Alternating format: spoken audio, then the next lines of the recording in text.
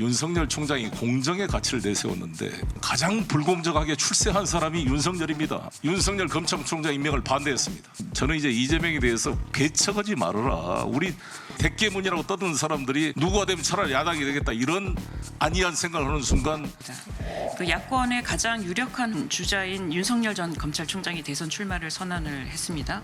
윤석열의 지지 동원은 상당 부분은 반사적 지지라고 보는 것이 전문가들의 평가라고 생각합니다. 얼마나 민주당이 보기 싫으면 저런 검사 출신을 세워서 한번 두들겨 줬으면 하는 그러한 복수의 감정, 국민 눈높이로 변화된다면 반사적 지지의 거품은 많이 꺼지지 않을까 이렇게 생각합니다.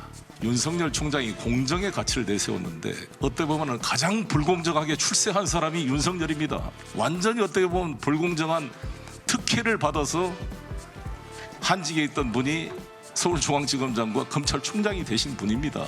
대통령 출마하신다면 최소한 자기를 이렇게 키워준 대통령이나에 대한 인간적인 유감이나 A 표시는 있어야 되는 게 아닙니까? 사람이 사는데.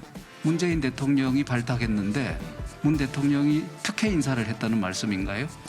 특별한 혜택을 준 것은 사실이라고 생각합니다. 저는 애초부터 윤석열 검찰총장 임명을 반대했습니다. 그러면서 문재인 정부를 국민 약탈 정권이라고 아주 강하게 비판을 했는데요. 본인의 장모가 사실 요양급여를 편취했다는 것은 국민의 재산을 약탈한 거 아니겠습니까? 장모의 법정 구속에 대해서 누구든 법이 적용되는데 늘 엄정해야 한다는 생각이다. 사적인 입장을 표현하는 건 맞지 않는다. 이렇게 짧게 얘기했는데 불성실한 답변이다 저는 이렇게 생각합니다. 대통령의 배우자는 대통령만큼은 아니라 할지라도 철저한 검증의 대상이 될 수밖에 없다. 그 부인 역시 후보자님하고는 같은 부부 경제 공동체가 아니겠습니까? 박근혜 대통령이 직접 돈을 받지 않았지만 사실상 최순실이 박근혜 대통령의 재산을 공동 관리하는 경제 공동체란 논리로 같이 공범으로 기소가 된 것입니다.